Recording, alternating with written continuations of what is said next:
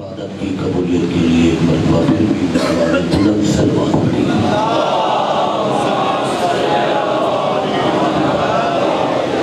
جتنے بھی عزادار بیمار ہیں ان کی صحت یابی کے لیے بآواز بلند صلوات۔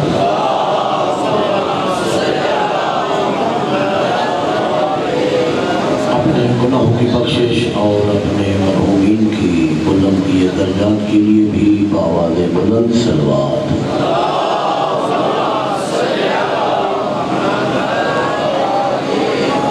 ماشاءاللہ لا حول ولا قوة الا باللہ العلی العظیم۔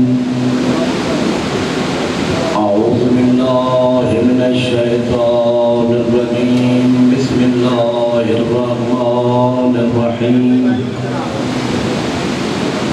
الحمدللہ من اول دنیا الى فنائها ومن الآخرة إلى بقائها۔ الحمد لله الأول بلا أول كان قبله والآخر بلا آخر يكون بعده۔ الحمد لله الذي جعلنا من المتمسكين بولایت علی ابن ابی طالب۔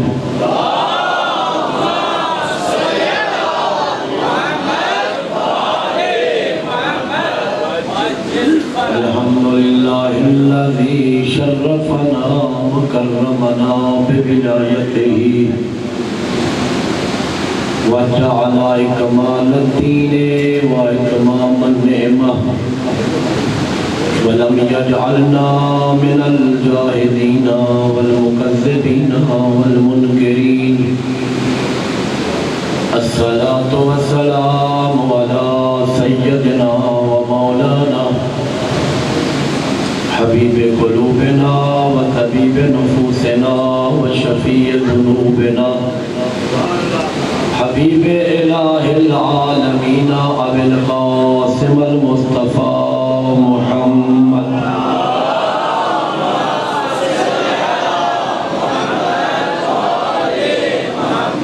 وعليه الطيبين الطاهرين المعصومين المنتجبين المنتخبين المخدومين الذين أذهب الله عنهم الرجس وجعلهم تطهيرا۔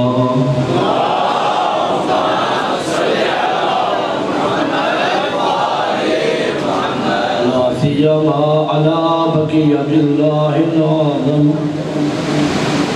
الحجة الثاني عشر الذي بوجوده ثبتت الأرض والسماء وبيمنه رزق الورى ولعنة دائم على أعدائهم أجمعين من يوم عداوتهم إلى قيام يوم الدين۔ أما بعد فقد قال الرسول صلى الله عليه وآله وسلم إن الحسين مصباح الهدى وسفينة النجاة۔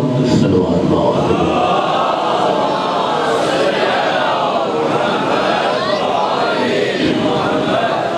جو ہے پروردگار عالم محمد علی محمد کی ذات کے صدقے میں جتنے بھی عزادار باطنی عاشقان اہل بیت بہنیں بیٹیاں پردے آ کر اس صف عطا میں فرصت دینے کے لیے بیٹھے ہیں، خالق آپ کی اس عظیم عبادت کو اپنی بارگاہ میں قبول فرمائے۔ پروردگار عالم مظلوم کربلا کی عزت کے صدقے میں بانیان کی صف عطا بچھائی، ان کا پرخلوص اہتمام اپنی بارگاہ میں قبول فرمائے۔ جتنے بھی عزادار باطنی جوان عظیم بزرگ اپنے دلوں میں دعائیں لے کر آئے ہیں، خالق کربلا والوں کی عزت کے صدقے میں آپ کی دعاؤں کو قبول فرمائے۔ جو مومنین بے اولاد ہیں خالق انہیں صاحب اولاد فرمائے۔ آپ تمام عزاداروں کے مرحومین اور بالاخص اس مرکز کو بنانے والے مومنین جو دنیا سے چلے گئے، جناب حاجی الحاج شیخ نصرت علی، پروردگار انہیں جوار رحمت میں اعلیٰ مقام عطا فرمائے۔ خالق وطن عزیز کو امن کا گہوارہ قرار دے۔ منتقم خون شہداء کربلا، منتقم خون جناب سیدہ سلام اللہ علیہا، وارث کعبہ یوسف زہرا، اپنے آخری حجت کے ظہور میں خالق تاجیل فرمائے۔ جتنے بھی عزیز جوان سربازان امام زمان تشریف فرما ہے، خالق آپ سب کو دین و دنیا میں کامیابی عطا فرمائے۔ عاشقان امام زمان تشریف فرما ہے، سرکار کی تاجیل ظہور کے لیے کھلے دل سے محبت کے ساتھ ایک دفعہ بآواز بلند صلوات پڑھیے۔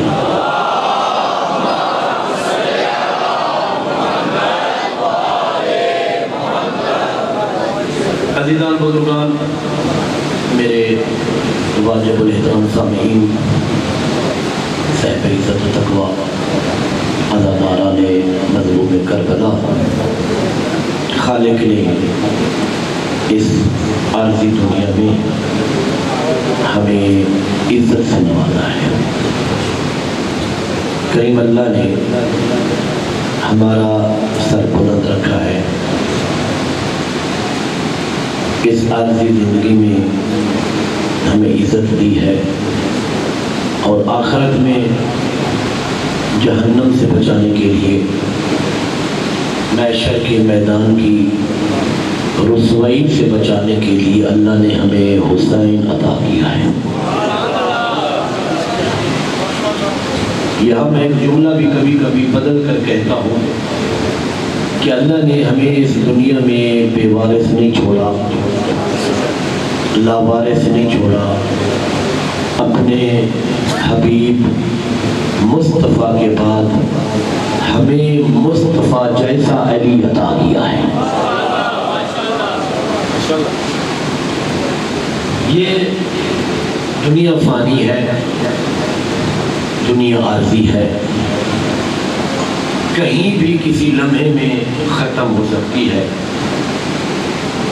باقی رہنا کسی نے نہیں ہے، سب نے مٹ جانا ہے، سب نے ختم ہو جانا ہے، دنیا سب نے چھوڑنی ہے۔ ہاں ایک صورت ہے، اگر کوئی چاہے اپنا نام اس فہرست میں لکھائے کہ جہاں ہمیشہ رہے، تو پھر اپنے دل میں حسین کو بسا لے، اس لیے کہ حسین کی محبت بندے کو مرنے نہیں دیتی۔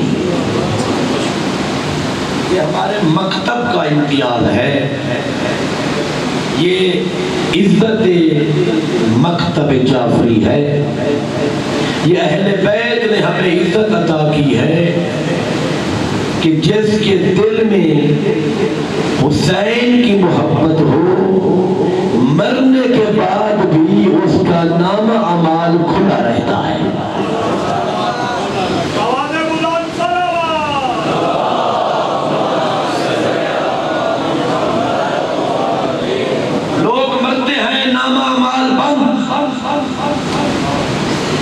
یہ واحد قوم ہے جو حسین سے عشق رکھتی ہے، اللہ نے اس عشق کی وجہ سے عزت دی ہے، بندہ مر جاتا ہے، پرمندہ کھلا رہتا ہے، تاکہ اللہ یہ چاہے کہ مرنے کے بعد بھی اگر محب حسین کے اعمال میں کوئی کمی رہ گئی تھی، اس کے رشتہ دار، اس کے دوست مجلس حسین کرائے، وہ اس کی کمی پوری ہو جائے۔ عزت ہے، لوگوں تک کہتے ہیں کہ ہمارا عقیدہ ہے کہ بس بندہ گیا نامہ اعمال بھی بند. نہیں، ہم نے مانا ان کو ہے کہ مرنے کے بعد بھی جو مرنے نہیں دیتے، جن کی محبت میں لوگ ہمیں مرنا کہتے ہیں، حقیقت میں وہ ہماری زندگی ہے، ہمیں زندگی ملتی ہے. محبت اہل بیت ہمیں زندہ رکھتی ہے، ہمیں زندہ. 5 یا 6 سال کا سن ہے امام حسین، سید الانبیاء کے زانوں پہ بیٹھے، دیکھ کر کہتے ہیں ان بنی الحسین انت فی الجنہ، ابو کا فی الجنہ، ام کا فی الجنہ، جدو کا فی الجنہ، جدتو کا فی الجنہ، اخی کا فی الجنہ، اخت کا فی الجنہ، محب کا فی الجنہ، محب و محبی کا فی الجنہ. کہ حسین تو بھی جنتی ہے، تیرا دادا بھی جنتی ہے، تیری دادی بھی جنتی ہے، تیرا نانا بھی جنتی ہے، تیری نانی بھی جنتی ہے، تیرا باپ بھی جنتی ہے، تیری ماں بھی جنتی ہے، تیری بہن بھی جنتی ہے، تیرا بھائی بھی جنتی ہے. کہ حسین تیرا محب بھی جنتی ہے، اور جو تیرے محب سے محبت کرے گا وہ بھی جنتی ہے.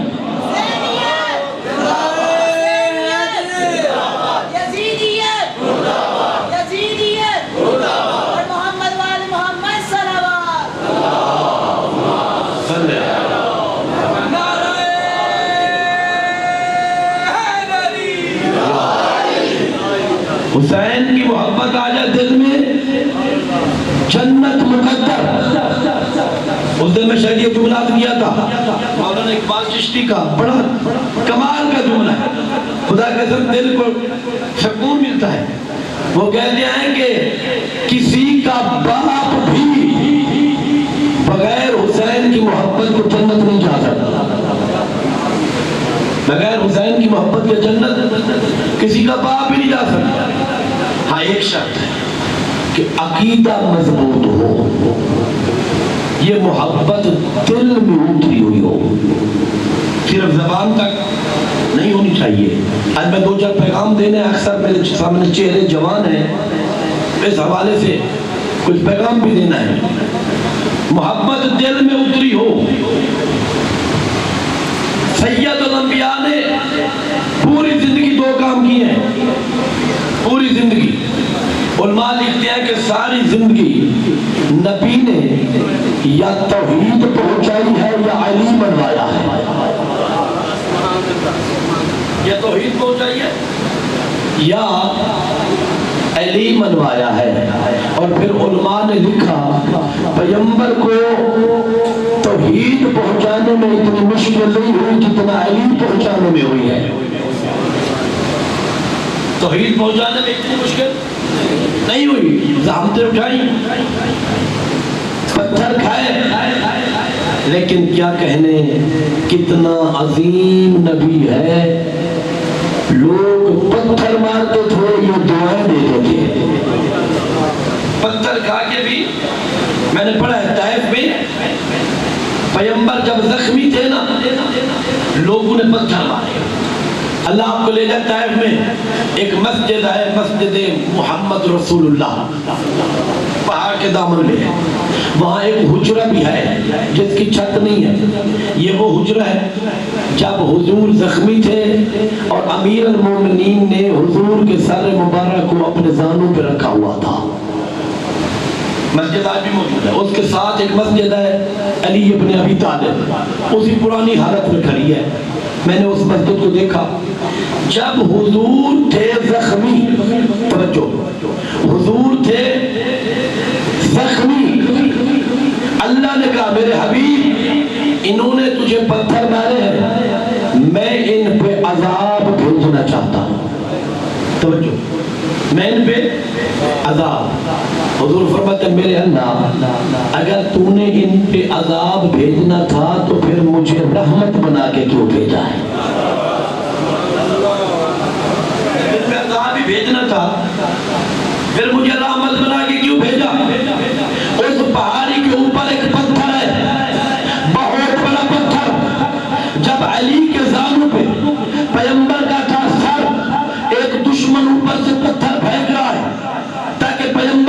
شہید ہو جائیں. پیغمبر کی آنکھ کھلی, آدھے سے زیادہ حصہ اب بھی اس پتھر کا فضا میں ہے. اب بھی آپ کو لے کے جا کے اپنے آنکھوں سے دیکھیں, آدھے سے زیادہ حصہ اب بھی اس پتھر کا فضا میں ہے. جیسے اس نے پھینکنے کا ارادہ کیا, پیغمبر کی آنکھ کھلی, ایک انگل کا اشارہ کیا, پتھر وہیں پر رک گیا, وہیں پر رک گیا. توحید کی تبلیغ میں اتنی تکلیفیں حضور نے نہیں اٹھائی, اتنی پریشانیاں نہیں ہوئی, اور رب کو منوایا ہے. پیغمبر نے رب کو منوایا ہے. اچھا, اس سے بھی آسان ہوتا نبی کے لیے اگر کہتے کہ جہاں پہلے خدا مانتے ہو نا, ایک اور بھی مان لو. پہلے بھی 18-20 خداؤں کو کہتے, جہاں وہ مانتے ہو, کوئی رزق, کوئی اولاد, کوئی پریشانی, کوئی 18 سے 20 خدا انہوں نے خود اپنے ہاتھوں سے بنائے ہوئے تھے, اتنا عقل سے گزرے ہوئے تھے, اپنے ہاتھوں سے بت بنا کر انہیں بٹھا کر پھر اولاد مانتے تھے. اپنے ہاتھوں سے بنا کے انہیں سامنے رکھ کے اولاد مانتے تھے. میرے عزیزو, آج یہ وائرس آج بھی پھیلا ہوا ہے. اگر پیغمبر کہتے کہ اے اہل مکہ, جہاں 20 خدا مانتے ہو وہاں میرا ایک مان لو, کہتے کوئی مشکل ہی نہیں ہے, 20 مانتے 21واں مان لے گے, کیا حرج ہے. پیغمبر نے فرمایا نہیں, لا الہ, پہلے ان کو چھوڑو پھر میرا مانو. یہ مشکل کام, پہلے ان کو چھوڑو پھر میرا رب مانو. جب تک لا الہ نہیں ہے اس کو ماننے کا کوئی فائدہ نہیں ہے. عقیدہ توحید کرو مضبوط, لا الہ کو اتارو دل میں. یہ درخت دیکھیے نا آپ نے, ان درختوں کی ایک جڑ ہوتی ہے, بنیاد, اور ایک ہوتی ہے شاخ. ہمیں کیسے پتہ چلے کہ یہ درخت سالم ہے؟ اس کی بنیادوں میں کوئی کیڑا نہیں لگا, اس کی بنیادیں خراب نہیں ہے, اس کی بنیادوں میں کوئی وائرس نہیں ہے. کہیں گے کہ اگر اس کی بنیاد دیکھنا چاہتے ہو نا سالم ہے, پھر اس کے پتوں کو دیکھو, اس کی شاخ کو دیکھو. اگر پتے ہرے ہیں تو بنیاد سالم ہے, اگر پھل دے رہا ہے بنیاد سالم ہے. کیونکہ بنیاد کو, مٹی کو اٹھا کر دیکھ سکتے نہیں, اس کو ہوا لگ جائے گی جڑوں کو, درخت ہو گئے خراب. دیکھنے کا طریقہ یہ ہے کہ اس کی بنیاد سالم ہے یا نہیں. اس کی شاخوں کو دیکھو, شاخ سالم, بنیاد سالم. عقیدہ ہے جڑ ہے دل میں. ہمیں کیسے پتا چلے کہ ہمارا عقیدہ جو جڑ ہے وہ سالم ہے؟ اگر اس کو سالم دیکھنا چاہتے ہو تو پھر کبھی نماز کی شاخ سے دیکھو, پھر کردار کی شاخ سے دیکھو. اگر پیشانی جھکی ہے, اگر تیری شاخیں ہری ہے تو بنیاد بھی ٹھیک ہے.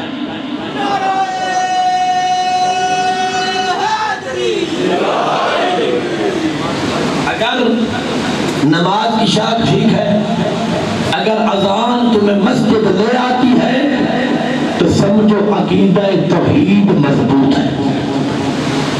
اگر تمہیں عبادت مسجد لے آتی ہے سمجھو تیری بنیاد مضبوط ہے, تیری بنیاد مضبوط ہونی چاہیے. عقیدہ توحید کیا ہے؟ امام جعفر صادق نے پوچھا,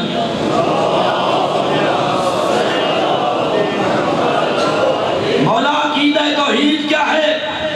مولا نے فرمایا بس اتنا کہو کہ وہ ایک ہے, بس اس کے سوا کوئی نہیں. اتنا مانو کہ وہ ایک ہے, اسے وحدہ لا شریک مانو. وہ افعال میں وحدہ لا شریک ہے, کوئی کام انجام دیتا ہے کسی سے مشورے کا محتاج نہیں. بادشاہوں کا وزیر ہے, اللہ کا کوئی وزیر, اللہ کو وزیر کی ضرورت نہیں. اللہ کو کسی مشیر کی ضرورت نہیں ہے، وحدہ لا شریک ہے، وہ افعال میں بھی وحدہ لا شریک ہے، ہر کام بغیر کسی مشیر کے کرتا ہے، وہ صفات میں بھی وحدہ لا شریک ہے، مسجود پوری کائنات میں صرف رب ہے، بس اس کے علاوہ کوئی مسجود نہیں ہے۔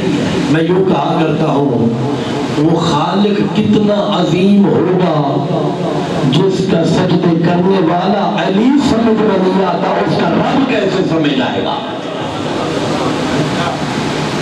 سجدے کرنے والا علی جب سمجھ نہیں آتا تو علی کا معبود کیسے سمجھ آئے گا؟ بس یہی عقیدہ کہ وہ تنہا ہے، وحدہ لا شریک۔ ایک شخص امام رضا کی خدمت میں آیا، آ کر کہتے مولا لوگ کہتے ہیں رزق آپ دیتے ہو، اولاد آپ دیتے ہو، توجہ کرنا جوانوں، آج کل وائرس آیا ہوا ہے عقیدے کا، گمراہی کا وائرس آیا ہوا ہے۔ ایک بندہ آیا، مولا لوگ کہتے ہیں رزق آپ دیتے ہو، اولاد آپ دیتے ہو، پریشانیاں آپ دور کرتے ہو۔ مولا فرماتا ہے وہ جھوٹ بولتے ہیں، ہم دعا کرتے ہیں وہ رزق دیتا ہے۔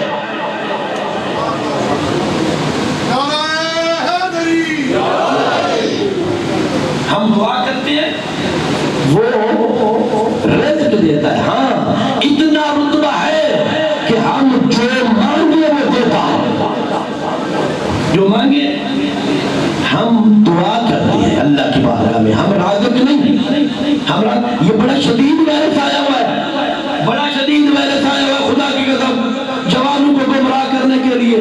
ہاں منبر پہ آ کر اس مکتب کا روشن چہرہ خراب کیا جا رہا ہے، اس مکتب کا عقائد کو خراب کیا جا رہا ہے۔ کبھی منبر سے کہا جاتا ہے علی نعوذ باللہ اولاد دیتے ہیں، علی بیٹے دیتے ہیں، علی بیٹے دیتے ہیں، علی رزق دیتے ہیں۔ خدا کے بندوں قرآن میں اللہ کہہ رہا ہے هو الذی یصورکم فی بطون امہاتکم کیف یشاء، وہ رب ہے جو شکم مادر میں تیری شکلیں بناتا ہے۔ اب مجھے سمجھ نہیں آتی میں 1400 سال بعد آنے والے اس جہل کی بات کو مانوں یا اللہ کے قرآن کو مانوں؟ فیصلہ آپ کریں میرے عزیز۔ نہیں، عقیدہ توحید مضبوط کرو۔ جب یہ عقیدہ توحید مضبوط ہو گیا نا، پھر محمد رسول اللہ کی منزل بات کی، پھر علی ولی اللہ کی منزل بات کی ہے۔ پہلے عقیدہ توحید مضبوط کرو۔ رازق اللہ، بیٹے دینے والا اللہ، بیٹیاں دینے والا اللہ، اس کی مرضی کسی کو بیٹے دے، اس کی مرضی کسی کو بیٹی دے، اس کی مرضی کسی کو اولاد نہ دے، رب کی مرضی ہے۔ ہاں جو در اللہ نے ہمیں دیا ہے اس پہ آ جاؤ تو خالی کو نہیں آتا، خالی کو نہیں آتا۔ پوری کائنات میں اللہ نے اپنی رضایت دینے کے لیے در ہمیں اہل بیت کا دیا۔ اس دروازے کے اللہ کو رب مانو، لا الہ الا اللہ محمد رسول اللہ، علی ولی اللہ، علی اللہ کا بلند آواز سے کہیں علی اللہ کا ولی ہے۔ پیغمبر نے بھی غدیر میں کہا تھا من کنت مولا فہذا علی المولا، علی رب نہیں، پیغمبر نے کہا جس کا میں مولا ہوں علی بھی اس کا مولا ہے۔ مولا یہ روایت ایسی ہے کہ جو تمام کتب اہل سنت میں بھی شیعہ میں بھی متواتر ہے۔ اہل سنت بھی اس حدیث کو متواتر سمجھتے ہیں اور شیعوں کے نزدیک تو ہے ہی متواتر۔ متواتر کا مطلب کیا ہے؟ جس کا انکار ممکن ہی نہیں، کوئی انکار نہیں کر سکتا۔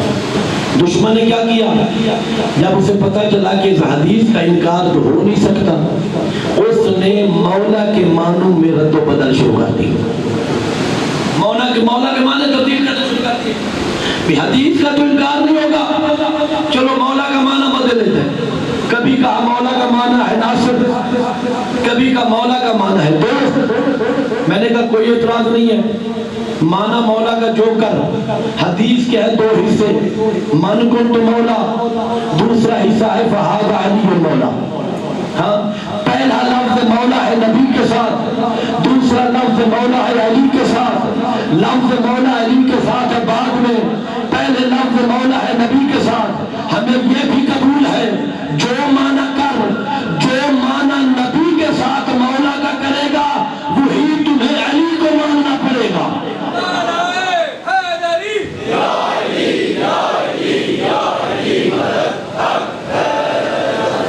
اب تیری مرضی، لفظ مولا کا کیا معنی کرتا ہے؟ کہتا ہے دوست، دوست نبی کا دوست۔ من کن تو مولا کا مطلب یہ ہوگا نا کہ میں نبی کا دوست ہوں۔ اگر لفظ دوست کا معنی یہ کہ جائے، علی کے ساتھ لفظ مولا ہے بعد میں، پہلے ہے نبی کے ساتھ۔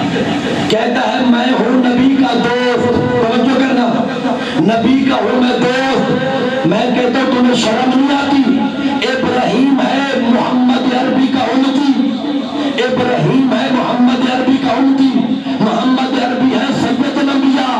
ابراہیم جیسا امتی وہ ہے خلیل اللہ، ابراہیم کا دوست ہو اللہ، محمد کا دوست ہو تجھ جیسا۔ یہ کیسا انصاف ہے؟ جو لفظ مولا محمد عربی کے ساتھ مانا کرے گا وہی علی کے ساتھ تمہیں ماننا پڑے گا، علی کے ساتھ۔ ہم تو ناز سے فخر سے کہتے ہیں کہ مولا کا معنی ہے حاکم، سید الانبیاء ہمارے آقا، ہم ہیں ان کے غلام، ہم ہیں ان کے، اور اس پہ ناز کرتے ہیں۔ جو سید الانبیاء کو مانتا ہے وہی علی کو ماننا پڑے گا۔ سید الانبیاء بھی ہمارے آقا، علی ابن ابی طالب بھی ہمارے آقا۔ خدا خط الانبیاء جناب محمد مصطفیٰ بلند الصلوات۔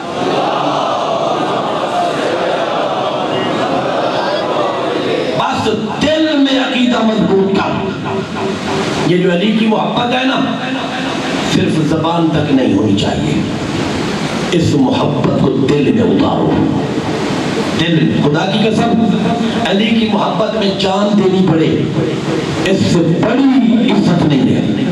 حسین کی محبت میں جان دینی پڑے، اس سے بڑی عزت نہیں ہے۔ سب سے بڑی زندگی یہی ہے کہ ان کے نام پہ موت آ جائے، اس سے بڑی عزت ہے ہی نہیں۔ خوش قسمت ہے ہم کوئی بیوارث نہیں ہے، ہم کوئی لاوارث نہیں ہے۔ آج بھی پردہ غیب میں ہمارا وارث موجود ہے جو آج ہماری حفاظت کر رہے ہیں۔ دنیا پوچھتی ہے، امام زمانہ خود فرماتے ہیں کہ میرے شیعوں اگر میں تمہاری حفاظت نہ کرتا دشمن تمہیں کب سے ختم کر چکا ہوتا۔ یہ میرا وجود ہے جس کی وجہ سے تم موجود ہو۔ لوگ ہم سے پوچھتے ہیں کہ پردہ غیب میں امام ہیں آپ کے، ان کے ہونے کا فائدہ کیا ہے؟ الذی ثبتت الارض والسماء، پردہ غیبت میں رہنے کا ایک فائدہ تو یہ یقینی ہے نا، اگر تمہیں رزق ملتا ہے تو اس کے وجود کی برکت سے۔ آج تمہیں آسمان نظر آتا ہے تو اس کے وجود کی وجہ سے، آج زمین باقی ہے تو اس کے وجود کی وجہ سے۔ دل میں امام مہدی کا، میں خدا کی قسم کبھی جوان بیٹھے نا میرے سامنے، کبھی سوچتا ہوں کہ آخر ہم جو علی کی محبت دل میں رکھتے ہیں اور حضرت حجت کو اپنا امام مانتے ہیں، اکیلے بیٹھ کر کبھی تھوڑی دیر کے لیے 2 منٹ 5 منٹ وقت نکال کر جب نماز پڑھو، جب مصلی سے اٹھنے لگو، تھوڑی دیر بیٹھ جاؤ، اپنے آپ سے پوچھو میں جس امام کی رعیت ہوں اور جس امام کے دور میں رہتا ہوں اس امام کو 24 گھنٹوں میں یاد کتنا کرتا ہوں۔ فکر کی بات ہے یا نہیں میرے بھائیوں؟ جس طرح روز قیامت ولایت علی کا ہم سے سوال ہوگا، یہ بھی سوال ہوگا حجت خدا کے زمانے میں رہتے تھے، یاد کتنا کیا؟ ہم سے وقت کے امام کا پوچھا جائے گا کہ مہدی زمان کے دور میں رہتے تھے، کیا امام کے لیے بھی وقت نکالا تھا؟ خود معصوم فرماتے ہیں، امام حجت خدا فرماتے ہیں، میرے شیعوں تمہیں پتہ ہے کہ مجھ زہرا کے فرزند کی ظہور میں تاخیر کیوں ہے؟ میری تاخیر کا سبب بھی میرے شیعہ ہے، میری تاخیر کا سبب بھی میرے شیعہ ہے۔ عقیدہ مہدویت مضبوط رکھو، اللہ تمہیں مٹنے نہیں دے گا۔ یہ بھی آپ کے سامنے مثالیں ہیں نا، بحرین سامنے، آپ کے بحرین سامنے ہے، یہاں پر ایک وزیر نے شرارت کی، ایک انار بادشاہ کے سامنے لے گیا، اس کے اوپر چند نام لکھے ہوئے، کہا بادشاہ دیکھو اللہ نے معجزہ دکھایا ہے، میرا مذہب حق ہے، میرے مذہب کی دلیل یہ ہے کہ انار کے اوپر اللہ نے یہ نام نقش کر دیے۔ شیخ عیسیٰ بحرینی کو بلایا، کہا اس کا جواب دو، وگرنہ بحرین میں مسجد کے میناروں سے علی اور ولی اللہ کی اذان ختم، امتحان ہے، اذان ختم۔ پریشان علماء کو بلایا، کیا کریں، جواب ملتا نہیں، مہلت 3 دن کی ہے کہ اور کوئی راستہ نہیں ہے، ایک عالم صحرا میں جائے، ساری رات یوسف زہرا کو بلائے، وہ مدد کریں گے۔ پہلی رات ایک عالم گیا، دوسری رات دوسرا عالم گیا، تیسری رات شیخ عیسیٰ بحرینی گئے، ساری رات پکارا مسلح بچھا کر، یا صاحب زمان ادرکنی، یا بقیت اللہ ادرکنی، یا ابن زہرا ادرکنی، یا ابن الحسن ادرکنی۔ ادھر سے بسالک ہونے لگی، ادھر مسلح عبادت پہ عیسیٰ بحرینی بیٹھے ہیں، کیا دیکھا صحرا میں ایک عربی جوان ہے، عربی لباس ہے، نورانی چہرہ ہے، دیکھ کر کہتا عیسیٰ مانگ، کیا مانگنا چاہتے ہو؟ کیا مانگنا چاہتے ہو؟ مولا اتنی دیر لگا دی آنے میں، 3 دن سے پکار رہے ہیں، اتنی دیر لگا دی آنے میں، خدا کی قسم کائنات کی قیمت کا جملہ ہے، مولا اتنی دیر لگا دی آنے میں، 3 دن گزر گئے۔ مولا دیکھ کر کہتے عیسیٰ بحرینی تجھے کس نے کہا تھا تو بادشاہ سے 3 دن کی مہلت مانگ؟ اگر تو دربار میں بلاتا فرزند زہرا وہی تیری مدد ہوا تھا۔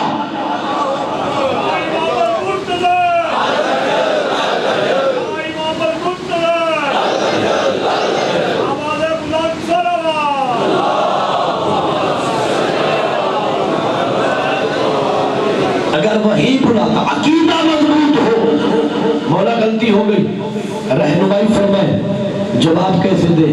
کہ گھبرانا نہیں، بادشاہ کے پاس جاؤ، اسے کہو وزیر کے گھر جواب دوں گا۔ مولا کیسے دوں؟ کہ وزیر کے چند حجرے ہیں، چوتھے حجرے میں کونے میں کپڑے کا تھیلا رکھا ہے، اس کے اندر کالب ہے جس میں نام لکھے ہوئے، وہ کالب انار پہ چڑھایا، انار بڑھتا گیا، وہ نام نقش ہو گئے۔ خوشی کے ساتھ دوڑا، مبارک ہو، امام کی زیارت ہو گئی، جواب مل گیا، بتاؤ کہ ہاں نہیں، دربار بادشاہ کے دربار میں دوں گا۔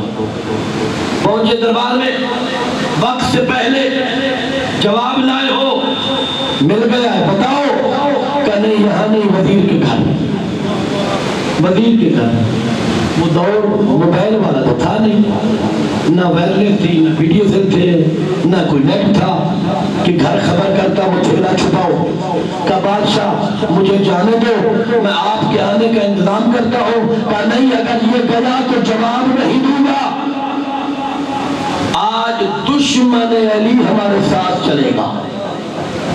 کہ ہمارے ساتھ جاؤ، چلے، جیسے امام نے رہنمائی فرمائی، چوتھے حجرے میں گئے، کپڑے کا تھیلا اٹھایا، کالب نکالا، بادشاہ کے آگے رکھا، کہ یہ نام دیکھو، اس نے انار پر چڑھایا تھا، یہ نام نقش ہو گئے، یہ دیکھنا تھا۔ بادشاہ قدموں پہ گر پڑا، کہ جواب کس نے بتایا؟ کہ ہمارا مہدی جو پردے میں رہتا ہے۔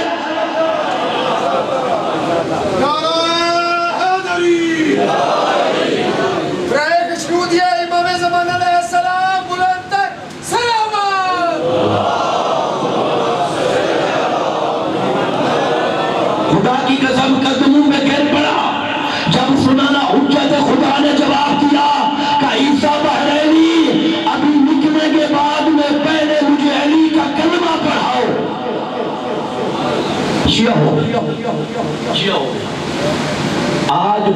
بحرین میں شیعہ اکثریت سے ہے،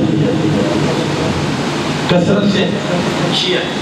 ایک جملہ آپ کر رہا ہوں، آل سعود اور آل خلیفہ یہ دونوں دشمن اہل بیت چاہتے ہیں کہ بحرین میں شیعت ختم ہو جائے۔ آپ جانتے ہیں، دیکھ رہے ہیں حالات، لیکن ایک پیغام ان کو دینا چاہتا ہوں آپ کے توسط سے، جتنا تمہارے پاس طاقت ہے لگا لو، جتنا اسلحہ ہے بحرین کے شیعوں پہ استعمال کر لو، لیکن بات یاد رکھنا بحرین کے شیعہ کبھی ختم نہیں ہوں گے، اس لیے کہ ان کا محافظ امام مہدی ہے۔ معاشیت پہلی ہی امام مہدی کی وجہ سے ہے، ختم کیسے؟ میرے عزیزوں، اپنے آپ کو امام کا سپاہی بناؤ، ایسی صفات پیدا کرو جو امام زمانہ کے سپاہی میں ہوتی ہے۔ لشکر امام زمانہ میں جانا چاہتے ہو میری بہنیں بیٹیاں، لشکر امام زمانہ میں خواتین بھی ہوگی، آپ باہر نکلیں، اللہ آپ کو امام مہدی کی زیارت کرائے، اعلان ہو جائے فرزند زہرا کا ظہور ہو گیا ہے، انشاءاللہ اللہ ہمیں فرزند زہرا کا ظہور دکھائے گا، ہاں جی ظہور دکھائے گا۔ ایک ہمارا عقیدہ ہے رجعت، اگر ابھی نہیں یہ بھی عقیدہ ہے، اگر دنیا سے چلے گئے جب حضرت کا ظہور ہوگا، امام زمانہ کے جو مخلص شیعہ دنیا سے چلے گئے ہوں گے، اللہ کہے گا ان کو بھی قبر سے اٹھاؤ جس مہدی کا انتظار کرتے تھے زیارت کرنے۔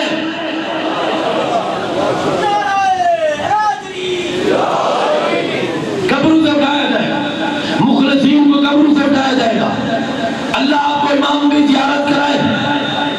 سپاہی کی ایک صفت کیا ہے؟ حضرت کا سپاہی جو ہوگا مولا کی جو فوج میں شامل ہوگا، جب حضرت کا اعلان ہوگا نا کعبہ کی چھت پہ صدا کریں گے بلند اللہ اکبر، آواز بلند کریں گے اللہ اکبر، فیصل آباد کا مومن جوان سپاہی مولا کی آواز پہ جانا چاہے گا، روایت کا مفہوم عرض کرو، جانا چاہے گا، مخلص سپاہی ہوگا نا، جانا چاہے گا، پہلا قدم ہوگا یہاں، دوسرا قدم ہوگا بیت اللہ میں، بیت اللہ۔ اللہ آپ کو ظہور مہدی دکھائے ہے۔ میں آپ سے ایک سوال کرتا ہوں، میں بھی شامل ہوں، باہر نکلیں، امام کا ہو جائے ظہور اور حجت خدا کی ہو آپ کو زیارت، امام کو کریں گھر میں کھانے کی دعوت، ایمان سے بتائیں گھر کا رزق اس قابل ہے جو امام آئیں گے؟ پریشان تو نہیں ہو گئے؟ فکر تو ہے، سوچنا تو چاہیے نا کہ جس گھر میں رزق حلال آتا ہی نہ ہو امام اس گھر میں آئیں گے؟ جس گھر میں گانے چلتے ہوں اس گھر میں مہدی دور آئیں گے، جس گھر میں موسیقی کی آواز اٹھتی ہو اس گھر میں زہرا کا لال آئے گا، جس جوان کی شادی پہ ناچ گانے اور ڈھول ہو کیا وہ جوان امام کا سپاہی بنے گا؟ کیسا سپاہی بنے؟ ہم نے تو تیار ہی نہیں کیا اپنے آپ کو، نعرہ تو لگاتے ہیں، سپاہی بننے کا دعویٰ تو کرتے ہیں، ایمان سے بتائیں کوئی ایک صفت ہم نے اپنے اندر ڈالی ہے جو امام کے سپاہی میں ہونی چاہیے؟ نہیں عزیزو، صرف زبان سے کافی نہیں ہے، دل سے حجت خدا کا سپاہی بنو، کردار سے حجت خدا کا سپاہی بنو، کردار سے۔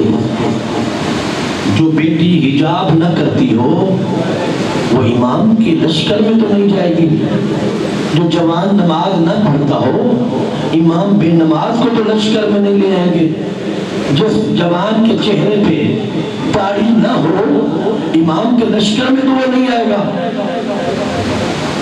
امام کو لشکر میں نمازی جوان چاہیے، باکردار جوان چاہیے، امام کے لشکر میں وہ جوان چاہیے جس جوان نے کبھی نامحرم کو نہ دیکھا ہو، اس کی آنکھیں دیکھیں نامحرم کی طرف اور تمنا کرے امام کے لشکر میں جانا۔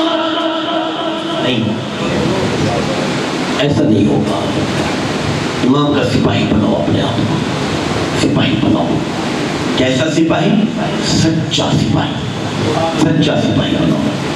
ایک بزرگ عالم دین شہداب حضرات نے سوشل میڈیا پہ یہ ویڈیو چند منٹ کی فارسی میں تھی، وائرل ہوئی۔ عالم دین کہتے ہیں کہ عالم خام میں نے حجت خدا کی زیارت کی، دروازے پہ گیا، دستک ہوئی، کون؟ تیرے وقت کا امام ہوں، تیرے وقت کا امام۔ مولا بس تھوڑی دیر دو، میں جلدی سے گھر کا ماحول بنا لوں۔ چند لمحوں میں واپس آیا، دیکھا امام روتے ہوئے دور گلی میں جا چکے تھے۔ دوڑا امام کے قدموں پہ گر پڑا، مولا کوئی غلطی؟ گریا کیوں کر رہے ہو؟ کہ نہیں، گریا اس لیے کر رہا ہوں جس شیعہ کے دروازے پہ جاتا ہوں اس کے گھر کا ماحول میرے آنے کے قابل نہیں ہے، میرے آنے کے قابل نہیں ہے۔ اللہ اکبر۔ جوانوں، بناؤ اپنے آپ کو امام کا سپاہی، عمل کے ذریعے، سجدوں کے ذریعے۔ تیری پیشانی کا نور بتائے کہ تو امام زمانہ کا سپاہی ہے، تیرے چہرے کی رونق بتائے کہ تو امام کا سپاہی ہے۔ عمل سے بلا۔ مشکل ہوتا ہے، زبان سے کہنا آسان ہے، بننا۔ یہ صدام کا دور گزرا ہے نا، اس ملعون کے دور میں ایک فوجی افسر نے چند جوانوں کو، شیعوں کو گرفتار کی۔ آیت اللہ حکیم کے عزیز ہے، عالم دین، وہ کہتے ہیں میں دیکھ رہا ہوں عالم رویا میں، اس نے کہا تم میں سے کون ہے جو حسین کے راستے پہ جانا چاہتا ہے؟ ایک جوان کھڑا ہوا، ہاتھ باندھے ہوئے، کہ میں حسین کے راستے پہ جانا چاہتا ہوں۔ اس ملعون نے اس جوان کو شہید کر دیا۔ جیسے شہید ہوا، یہ بزرگ کہتے ہیں میں نے دیکھا، امام حسین فرماتے ہیں علی اکبر اس جوان کو گنج شہیدہ میں سلا دو، گنج شہیدہ میں سلا دو۔ پھر کہا اور کون ہے؟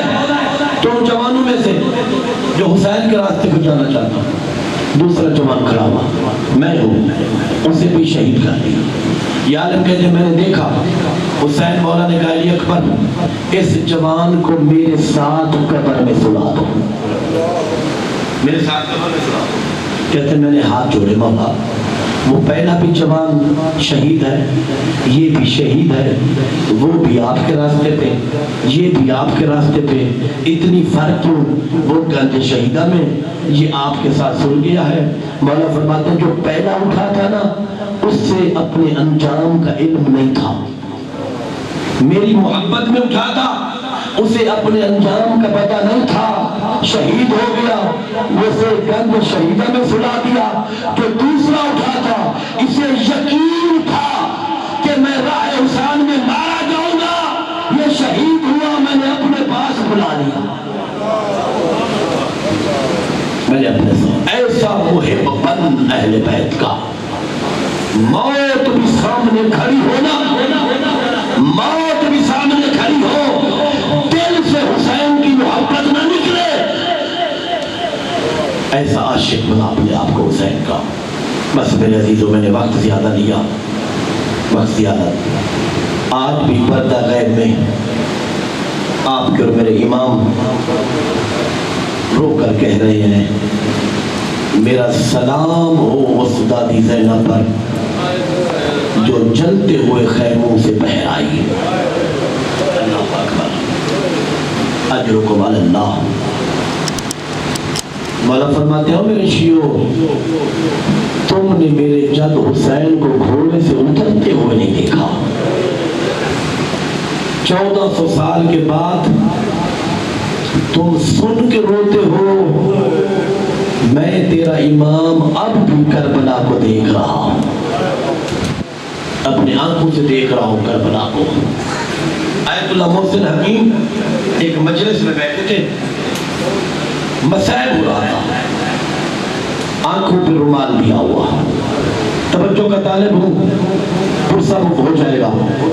کسی نے پوچھا مجلس کے دوران کہ آغا حکیم یہ کیسے ہو سکتا ہے کہ کوئی آنسوں کی بجائے خون روئے, کوئی آنسوں کی بجائے خون روئے. آپ کہتے ہیں کہ سید سجاد خون روتے رہے, یہ کیسے ہو سکتا ہے؟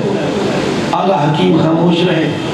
مسائب پڑھنے والے نے مسائب پڑھا, ایک جملہ کہا مسائب کا کہ علی کی بیٹی زینب بغیر چادر کے بازار میں آ گئی. عزادر یہ جملہ سنا نا, چیخیں بلند ہو گئی, ہر عزادار رونے لگا. جب مسائب ہو گیا مکمل, آغا حکیم نے رومال ہٹایا, وہ رومال خون سے تر تھا, وہ رومال خون سے تر تھا. کہ یہ میرا رومال دیکھ, 1400 سال کے بعد زینب کی چادر کو سن کر میں حکیم خون رو رہا ہوں, جو سجاد اپنی آنکھوں سے زینب کو ننگے سر بازار میں دیکھتا. اجرکم اللہ, اجرکم اللہ, جزاکم ربکم. صرف یہ 4 یا 5 میں زحمت دینی ہے. ایام محرم ہے, 6 محرم ہے. آج اکثر مومنین کی خواہش یہی ہوتی ہے کہ آج اس شہید کا مسائب پڑھا جائے جس کو ماں نے 13 سال پردے میں پالا تھا. اجرکم اللہ. جناب قاسم کا مسائب جس کو ماں نے پردے میں پالا تھا, جب حسن کو زہر ملی نا زیادہ, اس وقت علماء لکھتے ہیں 1.5 سے 2 سال کا سن تھا جناب قاسم کا. امام حسن کے جگر کے ٹکڑے بہہ رہے ہیں. جناب قاسم آئے, امام حسن کے سینے کے اوپر سو گئے, اپنا رخسار رکھ دیا. جناب ام فرما نے کہا, میرے بیٹے قاسم تیرے بابا کو زہر ملی ہے, جگر کے ٹکڑے بہہ رہے ہیں, قاسم تجھے اٹھا لو. عزادر یہ کہنا تھا, امام نے کہا ام فرما میرے قاسم کو نہ اٹھا, میرے دل کو ٹھنڈک مل رہی ہے, میرے سینے کا سکون ہے قاسم. اجرکم اللہ, اجرکم اللہ. عزادر آ گئی شب عاشور, آ گئی شب عاشور. حسین خیموں کے ساتھ چل رہے ہیں, جنہوں نے پرسہ دینا ہے نا, زندگی کا کوئی پتہ نہیں, پھر نہیں معلوم اگلے سال کون زندہ رہتا ہے, کون غم میں حسین میں روئے گا, کون موقعیت اللہ کو پرسہ دے گا, کون جناب زہرا کو پرسہ دے گا. حالات خیموں کے پاس حسین چل رہے ہیں. ایک خیمے کے پاس رکے, ایک بی بی رو کر گئے رہتی, میرے اکبر کل سب سے پہلے تیری لاش خیمے میں ہے, سب سے پہلے تیری لاش خیمے میں ہے. عزادر حسین وہاں سے روتے ہوئے چلے گئے. ایک اور خیمے کے پاس کھڑے ہوئے, رونے کی آواز آ رہی ہے. ایک ماں ہے جس نے اپنا 6 ماہ کا بچہ گوشت میں سے لیا ہوا, رو کر کہہ رہی ہے, میرے اصغر کسی کی قربانی 18 سال کی ہے, کسی کی 13 سال کی ہے, میرے لال تو ہے 6 مہینے کا, تیری ماں اس گھر میں ہے بیگانی, میرے لال زینب کے سامنے سرخرو کر دینا. اجرکم اللہ, اجرکم اللہ. بس مسائب کی منزل بڑھاتے رہو, عبادت ہو جائے, ایک آنسو بھی آ جائے عبادت ہو جائے گی. عزادر حسین چلے, ایک اور خیمے کے پاس کھڑے ہوئے, ایک بی بی رو کر اپنے 13 سال کے قاسم کو کہہ رہی تھی, میرے قاسم, خدا نے یہ جملہ توجہ سے سننا, رو کر کہہ رہی تھی, میرے قاسم لال اگر تیرا باپ ہوتا میں تیری منت نہ کرتی, تیرا باپ ہوتا میں تیری منت نہ کرتی. میرے قاسم میں بیوہ ہوں, تو 13 سال کا ہے, کل زینب کے سامنے لاج رکھ لینا. اجرکم اللہ. حضرت حسین یہ سنتے ہوئے اپنے خیمے میں گئے. بی بی ام فرما کو اطمینان نہیں ہوا, جناب قاسم کے ہاتھ سے پکڑا, جناب زینب کے خیمے کی طرف چل پڑی. عزادر آتے ہوئے دیکھا فضا نے, رو کر کہتی علی کی بیٹی زینب اجڑ گئے ہے, بی بی اجڑ گئے ہے. کہا اما فضا کیوں, کہا وہ بی بی آ رہی ہے جو اب تک کسی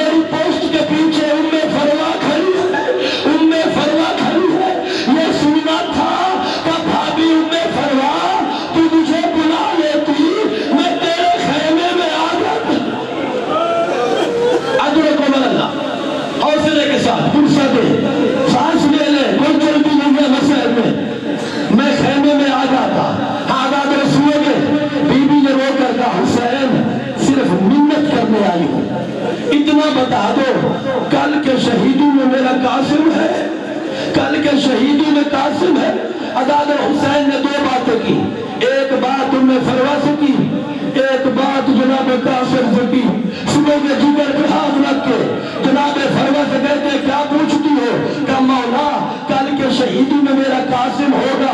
رو کر کہتے ام فروا کل جب اکبر آئے گا نا، اکبر کو اٹھا کے لاؤں گا، اکبر کی ماں پہچان لے گی، جب تیرا قاسم لاؤں گا تو چہرہ ڈھونڈتی رہے گی، تیرا قاسم نظر نہیں ہے۔ اجرکم اللہ، اجرکم اللہ۔ حضرت نے یہ ام فروا سے بات کی۔ اب حسین نے قاسم کو دیکھا کہ میرے لخت جگر کیف عند الموت، میرے قاسم مجھے بتاؤ تو موت کو کیسے پاتا ہے؟ حضرت رسول نے کہا من الاسد، چچا موت شہر سے زیادہ میٹھی ہے۔ حضرت حسین نے نہیں کہا کہ قاسم کل تو شہید ہو جائے گا، کہ قاسم کل کے شہیدوں میں میرے اصغر کا نام بھی ہے۔ قاسم تڑپ گئے کہ چچا اصغر تو میری چچی رباب کی آغوش میں ہے، کہ ظالم خیمے میں آ جائیں گے، کہ نہیں قاسم میں ہاتھوں پہ اٹھا کر ایک گھونٹ پانی مانگوں گا، پانی کے بدلے تیر آئے گا۔ اجرکم اللہ، اجرکم اللہ۔ بس 2 یا 3 منٹ اور مکمل ہو گیا، پرسہ ادا کرو۔ آ گئی 10 محرم، آ گئی 10 محرم۔ خدا جانتا ہے کہ حضرت زیدی کہتے تھے یہ وہ دن تھا 10 محرم کا جہاں جینا مشکل تھا، مرنا آسان تھا، جہاں مرنا آسان تھا۔ آزاد شہادتیں شروع ہو گئی، شہادتیں شروع ہو گئی۔ آ گیا قاسم، علماء نے لکھا 7 مرتبہ قاسم مولا حسین کے پاس ہے، مولا اجازت نہیں دیتے، قاسم تو میرے حسن کی نشانی ہے، تجھے دیکھتا ہوں مجھے بھائی یاد آ جاتا ہے، ماں خیمے نہیں آنے دیتی، حسین اجازت نہیں دیتے، خیمے کے بہر رو رہے ہیں، اپنی پیشانی کو زانوں پہ رکھ کے یا یاد آیا بابا نے طویل باندھا تھا، کہا تھا قاسم جب مصیبت میں گر جانا یہ طویل کھول لینا، انادر طویل کھولا، لکھا ہوا تھا یا بنی القاسم اذا وجدت امت الحسین غریب الوادشانہ، اے قاسم جب کربلا میں تیرا چچا غریب ہو جائے میری طرف سے قربان ہو جائے۔ اجرکم اللہ، اجرکم اللہ۔ عداد اور یہ طویل پڑھا قاسم نے، خوشی کی لہر دوڑ گئی، دوڑتے ہوئے وہاں آئے جہاں حسین بیٹھے تھے، آ کے طویل آگے رکھ دیا۔ خدا کی قسم جب حسن کی تحریر کو دیکھا نہ مولا حسین نے کافی دیر بلند بلند روتے رہے، گریہ کرتے رہے۔ آزاد نے رو کر کہا قاسم مجھے یقین ہو گیا اب تو بھی جانے والا ہے۔ آزاد نے قاسم کو تیار کیا، حسین نے اپنے ہاتھوں سے 13 سال کے قاسم کو گھوڑے پہ بٹھایا، کہا میرے لال اللہ کے حوالے، میرے لال اللہ کے حوالے۔ آزاد قاسم نے جنگ کی، کئی ظالموں کو فنار کیا، ازدق نامی ظالم کو جو واصل جہنم کیا نا۔ عمر بن سعد نے کہا تمہیں نہیں پتا یہ بھی علی کا شیر ہے، اس کے بدن میں بھی علی کا خون ہے، ایک دفعہ سارے حملہ کرو۔ آزاد حملہ ہوا، ایک کمینے نے سر میں گول مارا، قاسم گھوڑے سے اترے، پیر رکام میں پھنس گئے، کہ چچا آ جاؤ، قاسم اتر گیا۔ آزاد حسین آئے، جب حسین پہنچے تھے مشرق کے گھوڑے مغرب، مغرب کے گھوڑے مشرق، حسین اترا، قاسم نظر نہ آیا۔ او میرے لال کہاں اترے ہو؟ کبھی بدن کا ٹکڑا وہاں سے جواب دیتا ہے، کوئی ٹکڑا وہاں سے جواب۔ آزاد حسین نے اب آبشائی سرزمین کربلا پر جن کو ٹکڑے اکٹھے کیے، آزاد حسین کا منظر ہے، ایک کالے برقعے میں بیوی ہے جو قاسم کی لاش کے ٹکڑے اکٹھے کر رہی ہے کہ بیوی تو کون ہے یہاں میری مدد کرنے والی؟ کہ میرے لال حسین تیری ماں زہرا حسن کے جگر قاسم کے ٹکڑے، ماتم حسین